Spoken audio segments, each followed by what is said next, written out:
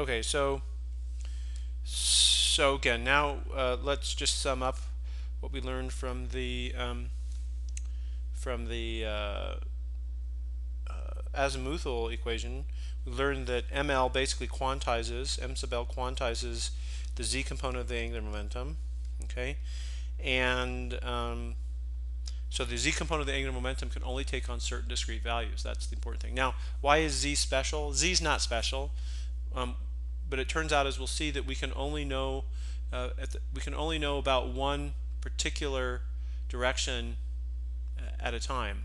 Okay, that is, we can't know the components of the angular momentum LZ, LX, LY, and LZ all simultaneously. In fact, we can't even know two of them simultaneously. We can only know one of them and the total angular momentum, and at the same time. We'll discuss that in a bit.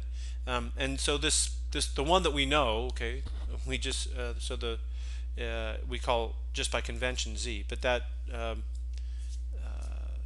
and so that's we could easily have called it all X, but we have traditionally just called it Z. Okay, that direction Z. Okay, so so let's move on to the polar equation. That is the equation in theta. Okay, so the equation in theta reads like this. Okay, sine of theta times d by d theta. These are now ordinary differentials, not partial differentials, because now big theta only depends on the variable little theta. So d by d theta of sine theta d big theta by d theta plus this constant L times L plus 1 sine squared theta times big theta is equal to mL squared, again, which we now know is quantum number times times big theta. So now what we want to do is we want to know what we want to find the form of the big thetas, okay, the polar functions, and we want to know what this L is, this quantum number L. Okay. Now you can already see this is the form of this equation is one that we haven't seen before, and it's much more challenging to solve. And any advanced any sort of senior level or above quantum mechanics textbook will give you a precise method for solving that. But we're going to essentially gloss over that here, and we're just going to talk about the solutions. Okay, so the solutions take on this form. Okay, the big thetas equal some constant a times something which we call the associated Legendre function. Okay, we call these the P sub L MLs, PL MLs. Okay, and these, in this case, these Legendre functions are a function of cosine of theta. Okay, so the associated Legendre functions are defined in this way. Okay, they are defined such that PLM of x is equal to 1 minus x squared to the power, the absolute value of m divided by 2.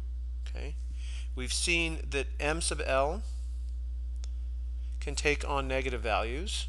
Okay, 0 plus or minus 1 plus or minus 2 plus or minus 3. Okay, and so we have the absolute value of m, divided by 2. That's the power. That's the exponent times the mth derivative with respect to x of PL sub x. Now PL of x, this is a very circular thing. PL of x is called the Legendre polynomial. So this is why these are the associated Legendre functions, because they are related to the Legendre polynomials. Okay, so the PL of x is the PL of x is the Legendre polynomial of degree L, and L has to be greater than or equal to 0. Okay, and so the Legendre polynomials, the first four are this: P sub 0 when L equals 0, then the Legendre polynomial is equal to 1. When L equals 1, then we have P sub 1 is equal to x. So you see we've gone up one factor of x. Okay, when L is equal to 2, we have 1/2 times 3x squared minus 1. You see we've again gone up another factor of x, and P3 is equal to 1/2 times 5x cubed minus 3x, and again this goes on forever, but I'm just showing the first 4.